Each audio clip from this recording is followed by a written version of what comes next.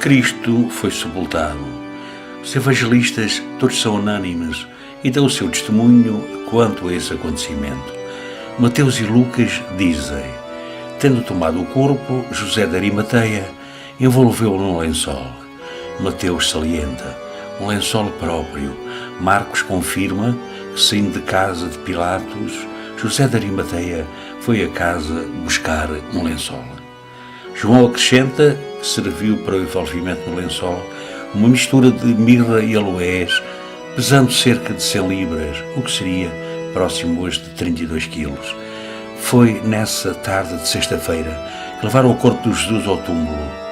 Eis que surge o início do sábado, e conforme as prescrições judias, bastante severas, relativamente ao descanso de sábado, as mulheres e outras pessoas não podiam proceder a qualquer amortalhamento de qualquer morte e, muito menos, dirigir-se onde Jesus estava.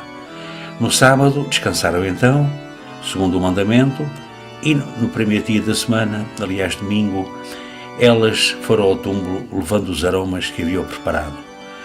Quanto a Marcos, ele diz-nos: passado o sábado, Maria Madalena, Maria mãe de Tiago e Salomé compraram mais aromas para ir a ungir o corpo de Jesus. Essas mulheres, munidas dos aromas, encaminharam-se então ao sepulcro no domingo de manhã. Encontraram aberto e vazio, correndo para anunciar aos apóstolos a inconcebível novidade. Os apóstolos zombaram, dizendo que deliravam. Madalena insiste, suplica, dirigir-se principalmente a Pedro, conseguindo convencê-lo. Partiram então rapidamente para o túmulo e Pedro ainda se adianta e vai a correr. Abaixando-se, depois da pedra, nada viu senão os lençóis de linho. Então Simão, Pedro, seguiu e chegou à entrada do sepulcro. Viu também os lençóis e o lenço que estivera sobre a cabeça de Jesus, e que já não estava entre os lençóis, mas deixado num lugar à parte.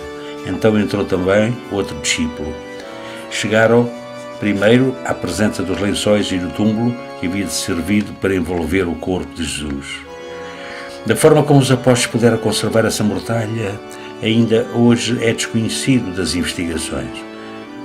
Pode-se imaginar que eles teriam acrescidas dificuldades em guardar essa lembrança extraordinária do Mestre. Os adversários do testemunho do Santo Sudário salientam que os judeus consideravam impuro tudo o que se referisse à morte. Porém, a história mostra que os primeiros cristãos tinham guardado cuidadosamente a mais preciosa das relíquias da paixão de Jesus. Não se tratava então de morte, mas da ressurreição.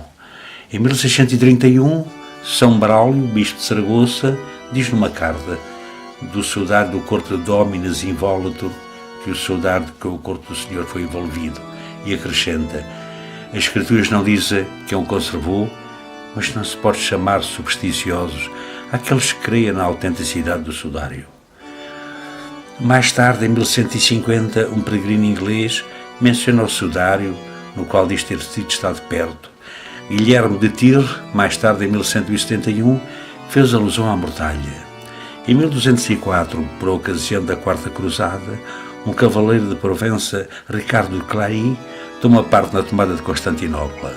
Faz então em seguida uma narração sobre a sua viagem, na qual descrevia com minúcia todas as riquezas descobertas por ele nos palácios e nas ricas capelas e ricas igrejas da cidade. É então, nessa data, o Santo Sudário referenciado como estando na Basílica de Sainte-Marie de Bleicherne, mas não se sabe ao certo o que aconteceu à relíquia quando a cidade foi tomada. Nesses tempos duros e sangrentos de combates, pilhagens habituais, qualquer terço de armas ou combatentes de maior poderio consideraria o sudário um bem muito valioso. Um erudito italiano mais tarde explica esse desaparecimento. Os cruzados, diz ele, pretenderam saquear Constantinopla, rejeitaram a capela de Blanchemes, e esse fato confirmado pelo conde Rian de Chauvin para o bispo de Troyes, Gabriel de Trenet. Portanto, em 1205 o bispo tinha morrido e nessa altura o sudário estivesse sentando nas mãos de alguma importante figura da Igreja. Conhece-se os nomes de alguns dos descendentes do conde de Chagny, Ao que se pensa, teria a relíquia ficado nesta família. Mais tarde venerou-se o Santo Sudário na Catedral de Saint-Étienne, em Besançon, até 1349. E continua, então, progressivamente o Santo Sudário a ficar em vários lados. Foi, então, numa capela em Chambéry, tornando-se, então, a nova ostentação com frequência. O cronista Antoine de Legre afirma que, para assegurar a autenticidade da relíquia e da sua autenticidade, se fez passar o tecido por provas extraordinárias, tendo-se chegado a fervê-lo, sudar em azeite e lavado diversas vezes, não se conseguindo apagar as impressões que ele continha. Em 1552, um incêndio declarou-se na capela do sudário e queimou parte do mesmo. Foi um pingo de prata fundido que consumiu uma extremidade do tecido dobrado. A água lançada para apagar o incêndio deixou sobre a relíquia grandes círculos muito sintéticos que, por coincidência, alguns consideravam milagrosos. O fogo deteve-se então, não consumindo mais que uma parte de uma ponta do sudário. As clarissas de Chambéry, depois de algumas peregrinações, conseguiram repará-lo. Chega então a Turim em 1558 e é depositado numa capela anexa à Catedral de São João. Em 1562, o Ducado de Saboia transferiu-se de Chambéry para Turim. E em 1578, a relíquia foi levada para a Catedral de Turim, onde tem estado até hoje na Capela del Santa Sidone, no Palácio Real de Torino. Em 1983, após a morte do ex-rei de Itália, Humberto, a Casa de Saboia, por testamento do monarca falecido, doou a peça ao Vaticano. A relíquia, ao contrário do que sucedia na Antiguidade, hoje raramente é mostrada em público. A última exposição data de 2010, atraindo muitos milhares de fiéis. Grande parte da comunidade cristã acredita que o tecido que amortalhou Jesus após a sua morte, quase 60% do tecido do sudário, é resultante de muitas reparações ao longo dos séculos. O académico Raymond Rocher defende a tese, num artigo publicado em 2005, que a análise química por ele realizada indicava que a amostra usada e datada por carbono 14 mostrava traços evidentes de ter sido arranjada por tecelões medievais, mas ter uma origem mais profunda, dado que conserva uma traça de confecção que se parece com o vestuário apanhado em Massada naquele tempo antigo de Jesus, entre 20 anos antes da AC e depois. Portanto, toda a autenticidade parece certa daqueles que duvidam que houve um forjamento desta peça. Ela, por testes evidentes e por muitos grupos que estudam, chegou-se à conclusão que era. Entretanto, em maio de 1898, dá-se o facto mais extraordinário de que um homem oriundo digamos assim, da nobreza, de nome Secondo Pia, um fotógrafo italiano, amador, com possibilidades, tira então uma primeira fotografia ao Santo Sudário, verificando-se então, expectantemente, que o negativo da fotografia se assemelhava a uma imagem positiva de um homem, o que significava que a imagem do sudário era em si um negativo.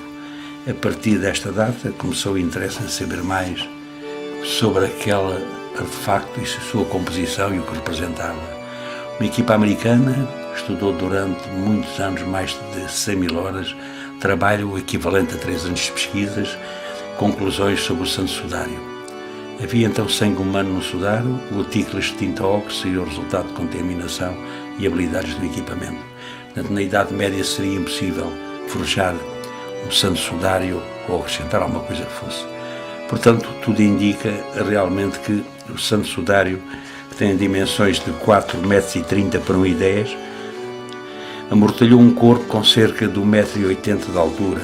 A Igreja Católica, então, não emitiu uma opinião definitiva acerca desta autenticidade da relíquia. A posição de cada um é que esta questão é uma decisão de fé pessoal. O Papa João Paulo II, a única pessoa que se pronunciou sobre isto ainda, dos Papas recentes, ficou por diversas vezes comovido e emocionado entre a imagem do Santo Sudário, afirmando que, uma vez que não é uma questão de fé, a Igreja não se pode pronunciar. Ao mesmo tempo, convidou a comunidade científica a continuar a investigar. Portanto, a Santa Relíquia é venerada por milhões de crentes e é um testemunho da ressurreição de Jesus Cristo.